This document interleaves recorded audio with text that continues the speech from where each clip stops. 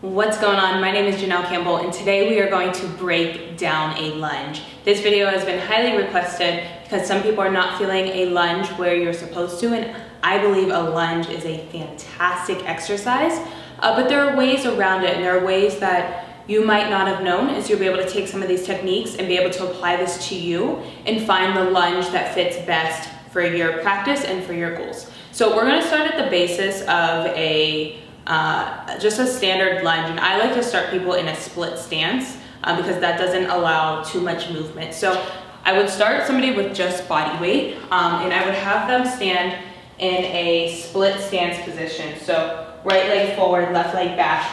Usually I would have them hold on to something, so I'd have them hold on to a suspension trainer. I don't have a TRX right now, so they could either hold on to the wall, hold on to a pole, but we'll just assume that they're past the TRX. But which is a great way if you have knee injuries to be able to hold on to that TRX, because it'll take off some immediate like leg strength. You'll be able to use your upper body and your lower body, so it takes less impact off. But we'll assume that we're good to go, and you're starting off in a split stance. So right leg is forward, left leg is back. You want to make sure the hip is pulled forward. And what happens a lot of times is I see people coming forward like this, and the front heel is lifting off, and all that pressure is going to the knee. So when you say my knees hurt in lunges, that's why. So you're going to start in that split stance, hip is forward.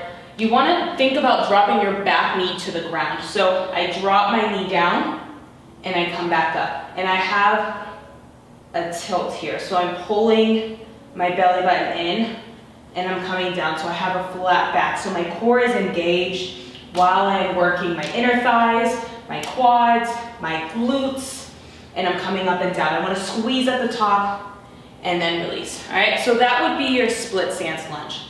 From there, then I would add movement. So then you would add a step back. So I'm just going to go on the other side just to make sure I don't wear out one side. You're going to step your right leg back. So once again, you step back, you're in that split stance. I drop that back knee down to the ground, and then you would stand back up. Maybe you would add balance. So I drop the knee down, maybe you lift up, you add a balance component. You squeeze that left cheek at the top. This is great for core activation, getting a little bit deeper, working on some, ankle stability. And that would be your step back lunge. Now, from there, we can progress, into a jumping lunge. So maybe we go right and left, so over here, and you're switching in that jumping lunge, right and left. But once again, I'm coming back down. If I was to put slow motion on that lunge, it would look the same way. This isn't wrong, but I see a lot of times, especially I teach fitness in a yoga setting. So when we go into lunges, sometimes people step way back and come up. And it's not wrong, but you could get more out of it, because what happens is when we take that big step, we stretch this hip flexor, right? And so we want to focus on whatever the purpose is of the lunge in your program. When I program in lunges, it's for strengthening around the knee, the inner thighs.